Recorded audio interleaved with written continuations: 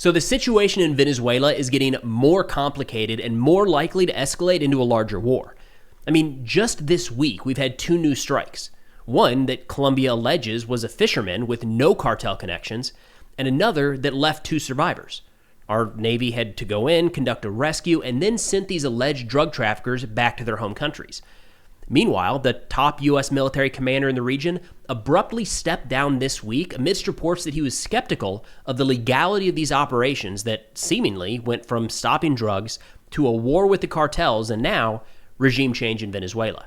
It's a lot, and it's a lot that's changing pretty rapidly here. So let's dive into what we know and what's transpired over the last couple days. Oh, did I mention that this is happening fast? I mean, as I'm editing this video, we got notification that another strike was carried out.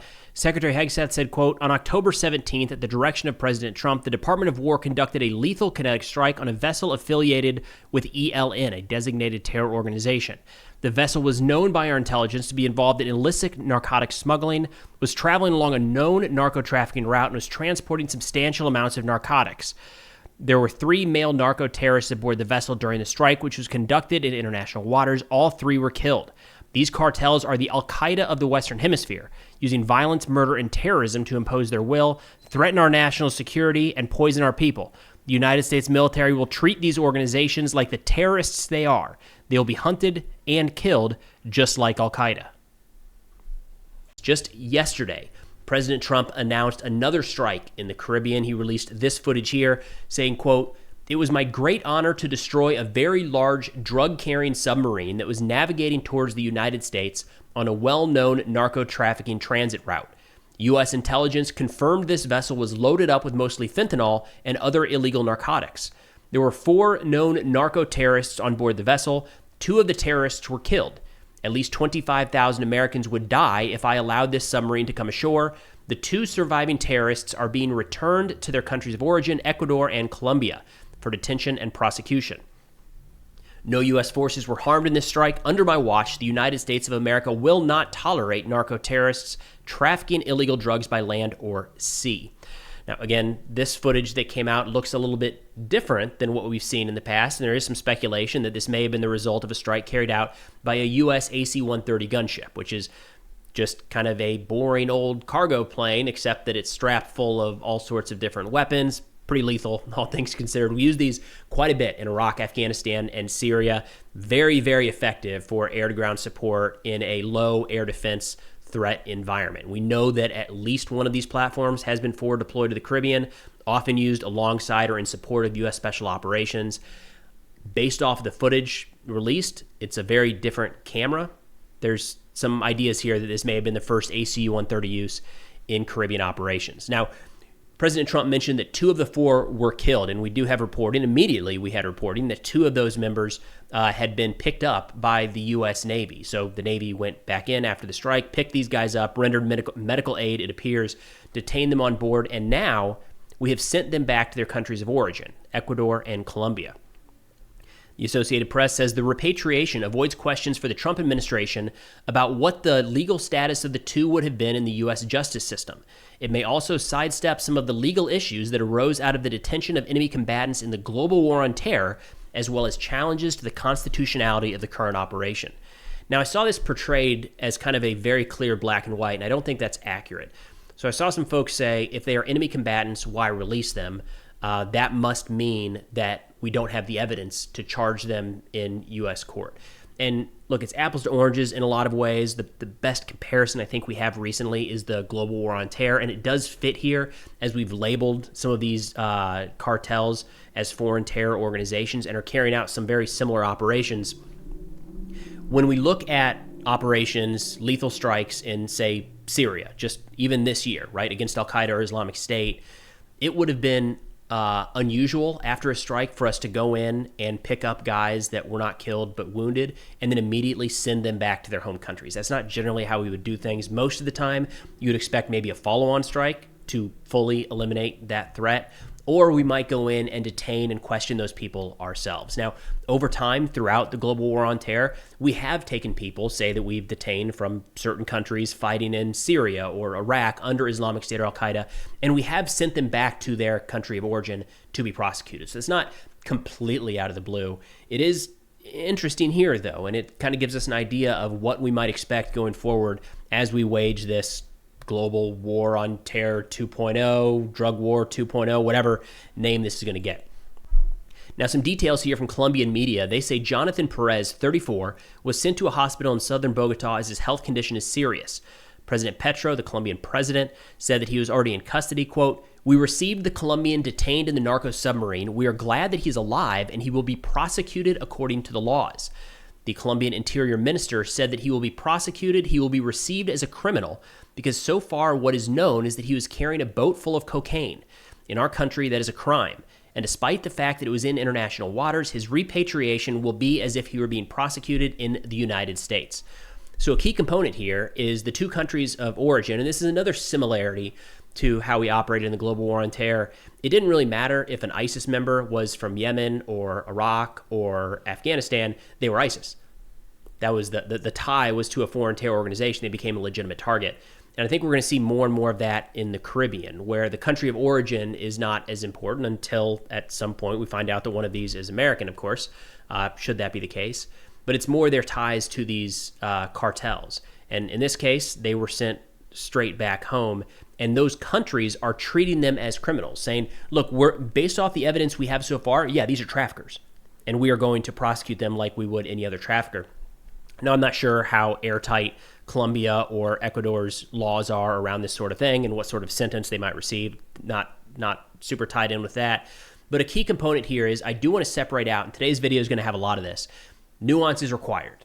Unfortunately, a lot of the pieces on the internet, there's not going to be a lot of nuance. It's going to try to paint this as black and white. And there's a lot of things here that are not black and white, at least not yet. So in this case, nobody is pretending or suggesting that people in a narco submarine moving across the Caribbean are fishermen. That is not a claim anyone in good faith is making. The Colombian president looked at these guys and said, yeah, it looks like traffickers. They're being charged as traffickers.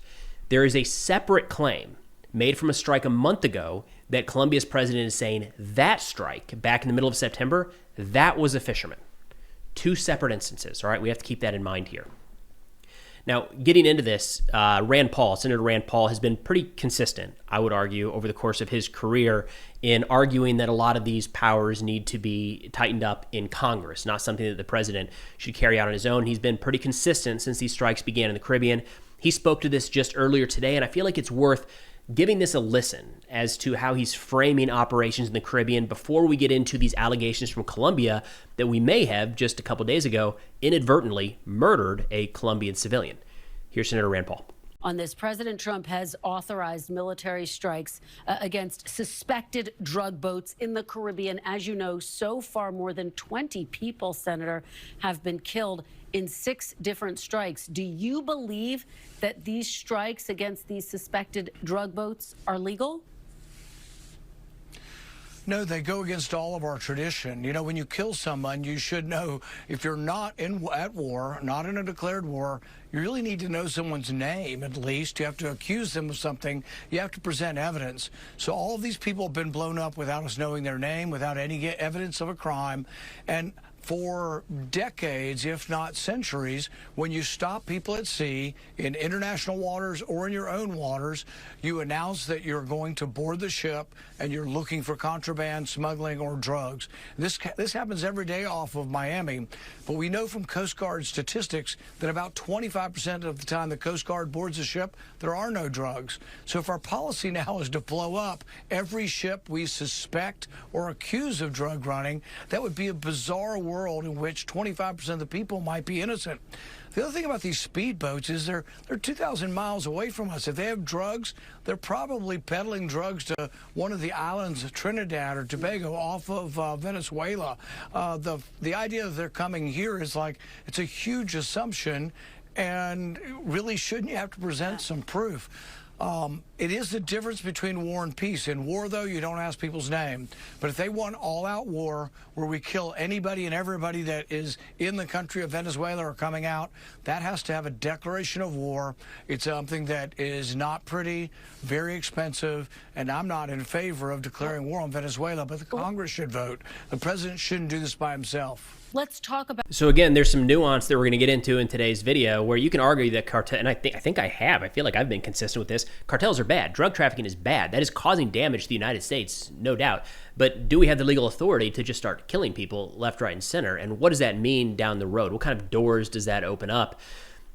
The pessimistic side of me says, does it really matter? And I hate that because that's not the world I want to live in, but it feels like that's the world we're in right now. Secretary Hegseth, when these strikes began a little over a month ago, was asked, what kind of authority do you have to do this? And he said, we have absolute and complete authority, which isn't, like, it's not an answer. That's not how that works. But here's Secretary Hegseth. Mr. Secretary, what legal authority did the Pentagon invoke to strike that boat full of drug smugglers? We have the absolute and complete authority to conduct that. First of all, just the defense of the American people alone. 100,000 Americans were killed each year under the previous administration because of an open border and open drug traffic flow. Was there that is an assault on the American people. I said we smoked a drug boat, and there's 11 narco terrorists at the bottom of the ocean, and when other people try to do that, they're going to meet the same fate. I mean, that's the kind of thing that doesn't stand up anywhere, right? Like, what is your justification for doing this? We have total justification.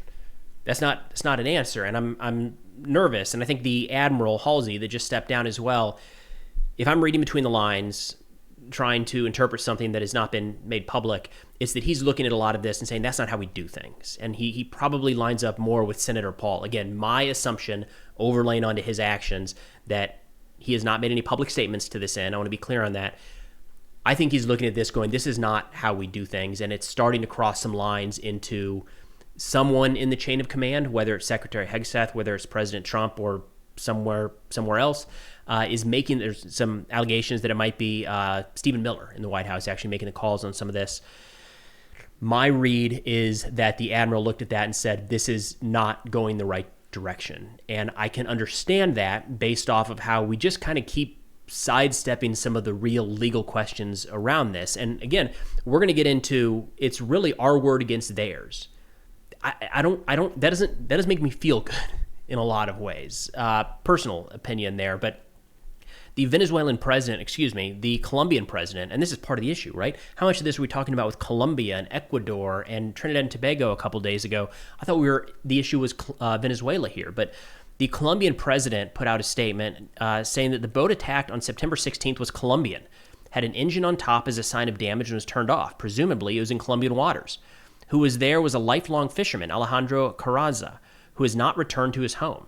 Alert to the Attorney General of the nation. I request that you act immediately, grant immediate protection to the victim's family, and associate them, if you wish, with the victims of Trinidad and Tobago to initiate legal actions in the world and the justice system of the United States.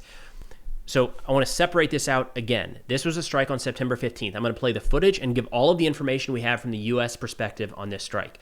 It was a boat that at the time, the strike, we were like, this is weird. The boat's just sitting there. President Petro is saying it's just sitting there because the boat died. It had sent out an emergency signal. The note from the United States, along with this video, said this morning on my orders, this is President Trump, the U.S. military conducted a second kinetic strike against a positively identified, extraordinarily violent drug trafficking cartels and narco-terrorists in the SOUTHCOM area of responsibility.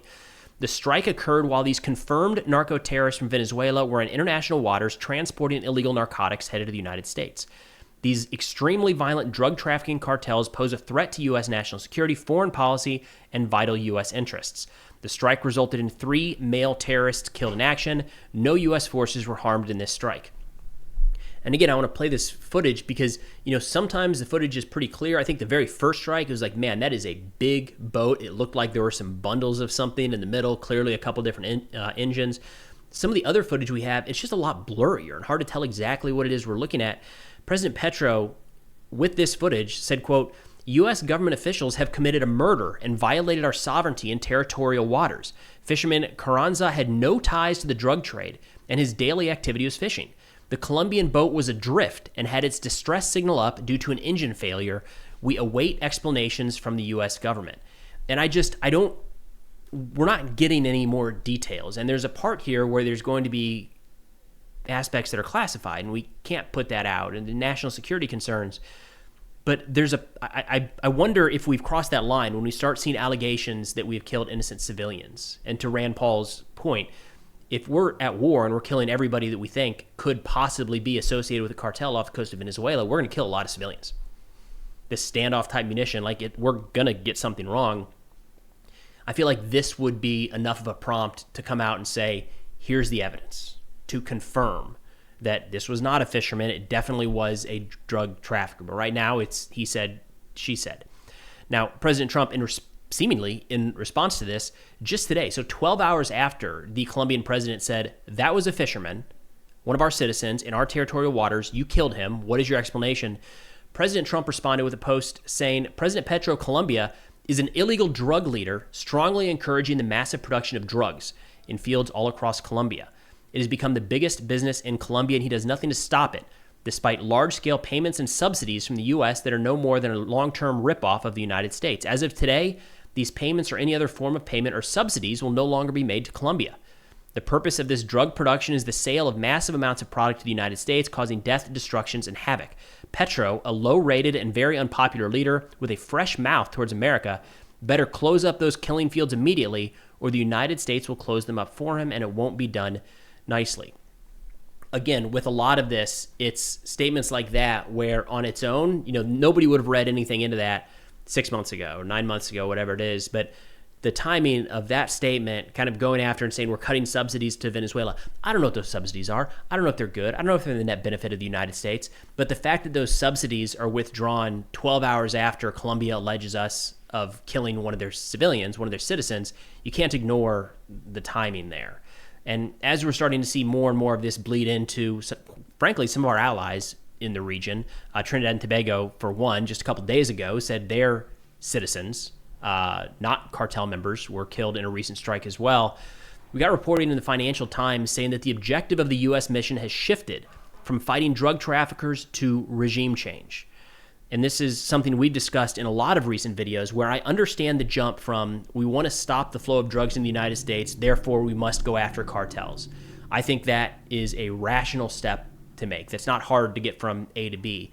We have, I think, gone from stopping drugs means we have to go after cartels. It's time to topple Maduro. I think we've been looking at that Maduro toppling regime change for quite a while now.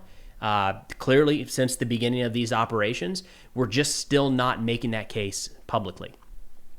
They say when the United States ordered its largest deployment of warships and fighter jets to the Caribbean in more than 30 years, the mission was initially billed as a war on drug trafficking. Attacks to destroy small boats that the American president were smuggling drugs soon followed, but the focus has shifted. The priority now is to force the departure of top Venezuelan government officials, preferably via resignation or an arranged handover, but with the clear threat that if Maduro or his inner circle cling to power, the Americans may use targeted military force to capture or kill them. Others who do business with Maduro warn of a risk that if the government is decapitated, Venezuela could slide into a civil war, like Libya or Iraq after U.S. intervention. One businessman who's worked in Venezuela said, quote, "There's a real danger that if the Americans overplay their hand, you get a much more radical dark regime taking power. And overplaying is what Americans do. They don't understand subtlety." That's the challenge with regime change. Again, the nuance required right now, I think, when looking at Venezuela is cartels are bad, Maduro is bad. The toppling of Maduro does not automatically mean regional stability, does not automatically mean a government that, is more friendly to the United States comes into power. I would think that we've learned that lesson over the years. We can be very good at the application of military force, the follow-up, nation building and kind of assisting the rise of even a friendly government is not something that we've done very well. And that's probably being somewhat generous.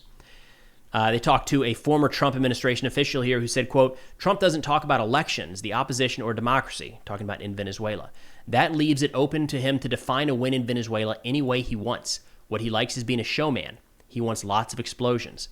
And it does seem like that is the direction that we've been shifting in recent weeks as these strikes have intensified in Venezuela.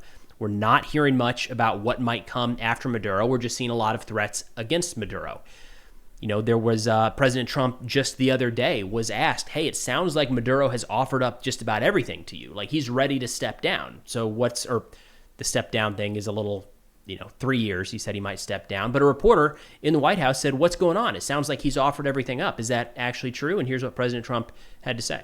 Maduro offered everything in his country, all the natural resources. He even recorded a message to you in English recently, offering mediation. What should we do in order to stop that? He has offered everything. He's offered everything. You're right. You know why? Because he doesn't want to fuck around with the United States. Thank you, everybody. So again, I feel like that kind of fits with the statement here made by the administration official that he wants to be a showman, that he wants lots of explosions. Everything to me points towards more and increased military intervention in Venezuela. I mean, was it 2 weeks ago we called off all diplomatic negotiations?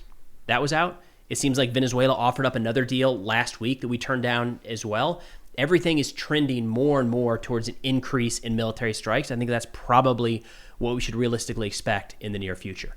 But that's all we got for now. Of course, if you find value in these videos, please consider becoming a patron. The Patreon program is linked in the description below, and that is the best way to support this channel. But thanks for watching, and I'll see you all next time.